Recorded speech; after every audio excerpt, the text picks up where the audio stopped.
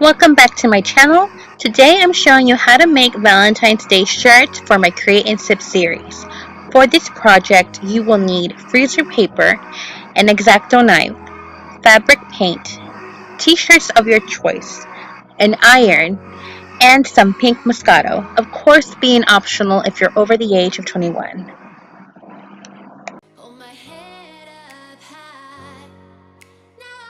So I wanted to show you guys two options that you can do to make your own DIY shirts at home without having to pay someone to do this or buying it at the store. For my project, I am using a Cricut Explorer Air 2, and I am designing the way that I want the text to look like on their software, which is the Cricut Design Space. So for my son, his shirt, it's going to read "Chunky is the new hunky," and for my daughter, "Cuter than Cupid." So right now I'm just choosing the font, placing it together how I want it to look like on the shirt, and then once I have that design ready, I will then be ready to send it to the machine to have it cut for me.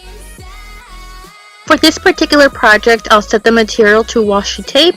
Once that setting has been configured, I am ready to go and have it cut.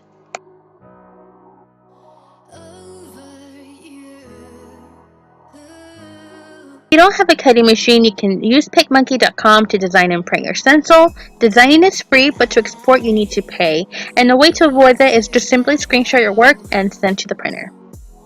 Next, we are going to measure and cut the freezer paper. Each stencil that I'm making is 5 inches wide and 5 inches in height.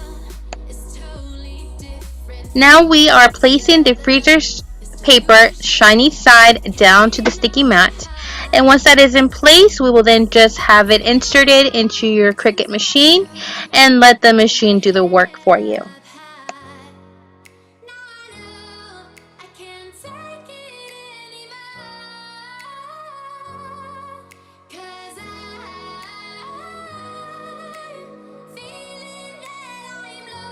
Once your machine is done cutting their stencil, it is time now to weed, which is another term for removing the paper that we don't want to use.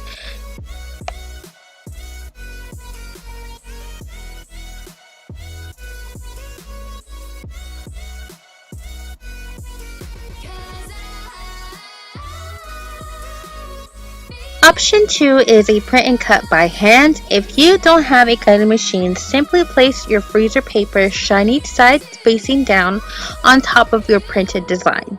I use tape to keep it in place, and then just take your X-Acto knife and trace and press down firmly to cut the design. This is more time consuming, but you will still get the same result.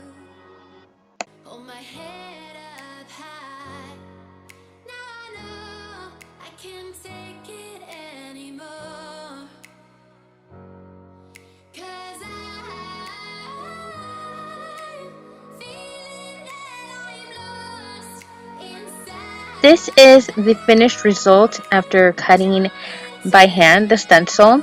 I do want to say that there are little pieces like for the A and the E and the D that you do not want to forget, because you will be needing that to place on your shirt.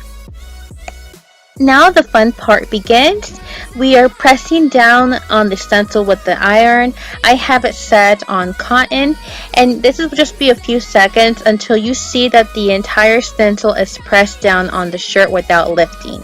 Make sure that you get all the edges of the lettering, because you do not want to get paint outside of those borders.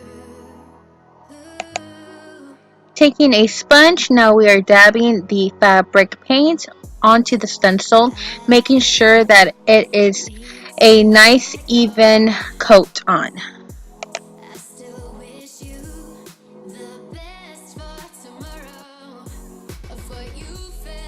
Then you will leave the paint to dry for about 30 minutes, and once that is dry, you are now able to take off the stencil and you have a finished shirt that you did at home, perfect for Valentine's Day.